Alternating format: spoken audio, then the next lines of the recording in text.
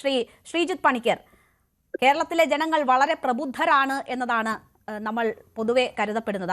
അത് നമുക്ക് തെരഞ്ഞെടുപ്പ് ഫലങ്ങളിൽ കാണാനും കഴിയും. അവർക്ക് മുന്നിലാണ് ഈ BJP ബാന്ധവം ആരോപിച്ചുകൊണ്ടുള്ള LDFന്റെയും UDFന്റെയും വലിയ ഏറ്റുമുട്ടൽ നടക്കുന്നത്. ഈ തെരഞ്ഞെടുപ്പിനെ നിർണയിക്കുന്ന ഘടകമായി ഈ വിഷയം മാറുന്ന സാഹചര്യമാണോ ഇപ്പോഴുള്ളത്? രേണുക, അതങ്ങനെ മാറുകയാണ് എങ്കിൽ അത് CPM-നോ കോൺഗ്രസിനോ ഗുണമായിരിക്കില്ല എന്നാണ് എനിക്ക് തോന്നുന്നത്. കാരണം ഈ ഡീലൊക്കെ ആരോപിക്കാവുന്ന ഒരു ഘട്ടമുണ്ടായിരുന്നു. ആ ഘട്ടത്തിൽ അത് ആരോപിക്കുകയും ചെയ്തതാണ്. പക്ഷെ അതിനെ ഈ തെരഞ്ഞെടുപ്പിന്റെ സെൻട്രൽ സബ്ജക്റ്റായിട്ട് കൊണ്ടുപോവുക എന്ന് പറയുന്നത് സത്യത്തിൽ കേരളത്തിൽ ഒരു ഭരണമാറ്റം ഉണ്ടാകണമെന്ന് ആഗ്രഹിക്കുന്ന ആൾക്കാരോട് കോൺഗ്രസ് കൊഞ്ഞനം കൊത്തുന്നതിന് തുല്യമാണ്. കാരണം ഇവിടെ സർക്കാരിന്റെ ഭരണപരാജയത്തിനെക്കുറിച്ചോ സർക്കാരിന്റെ ലക്ഷ്യമില്ലായ്മയെക്കുറിച്ചോ ധൂർത്തിനെക്കുറിച്ചോ അഴിമതിയെക്കുറിച്ചോ ഒക്കെ പറയാനുള്ള നൂറുകണക്കിന് ടോപ്പിക്കുകൾ വേറെ ഉള്ളപ്പോൾ ഈ ഒരു കാര്യത്തിലേക്ക് മാത്രമായിട്ട് കോൺഗ്രസ് കഴിഞ്ഞ ഒരാഴ്ചയായിട്ട് ചുരുങ്ങിയിരിക്കുകയാണ് എന്നുള്ളതാണ് ഒരു വസ്തുത. അതുകൊണ്ടാണ് ഞാൻ പറഞ്ഞത്, ഒരു എക്സ്പയറി ഡേറ്റ് കഴിഞ്ഞ മരുന്ന് കോൺഗ്രസ് വീണ്ടും തുടർച്ചയായിട്ട് കഴിക്കുന്നു എന്ന രീതിയിലേക്കുള്ള ഒരു പ്രതീതിയാണ് സത്യത്തിൽ ഇവിടെ ഒരു ആവറേജ് വോട്ടർക്ക് ഉണ്ടാകുന്നത്. ഇപ്പോൾ ഡീൽ എന്ന് പറഞ്ഞിട്ട് പ്രധാനമായിട്ട് ആരോപണം ഉന്നയിക്കുന്നത് എവിടെയാണ്? 2020 കിട്ടിയിരിക്കുന്ന സീറ്റുകളെ കുറിച്ചാണ്.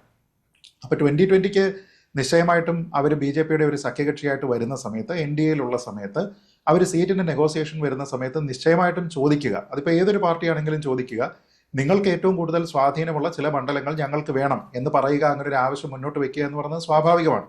അതല്ലാതെ ഒരു തരത്തിലും രക്ഷപ്പെടാത്ത 10,000-10,000 വോട്ട് മാത്രം കിട്ടുന്ന മണ്ഡലങ്ങൾ മാത്രമേ നിങ്ങൾക്ക് തരികയുള്ളൂ എന്ന് ഒരു സഖ്യകക്ഷിയോട് പറയാനും കഴിയില്ല. അപ്പോൾ എന്ത് സംഭവിക്കും?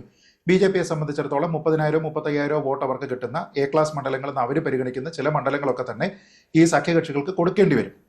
അപ്പോൾ അതിൽ 2020 കൊടുക്കേണ്ടി വരും, BDJSന് കൊടുക്കേണ്ടി വരും. പക്ഷേ ഇവിടെയുള്ള ഏറ്റവും പ്രധാനപ്പെട്ട ഒരു വ്യത്യാസം, BJPയുടെ രാഷ്ട്രീയ നേതാക്കളെല്ലാം തന്നെ രാഷ്ട്രീയ പ്രവർത്തനം, പൊതുപ്രവർത്തനം ഒക്കെ നടത്തുന്നവരും 2020യുടെ ആൾക്കാരെ പൊതുവെ ആ രീതിയിലത്തേക്ക് നമ്മൾ ആരും അറിയുന്നില്ല എന്നുള്ളതുമാണ്. കാരണം അവരൊക്കെ മറ്റു മേഖലകളിലുള്ള ആൾക്കാരാണ്.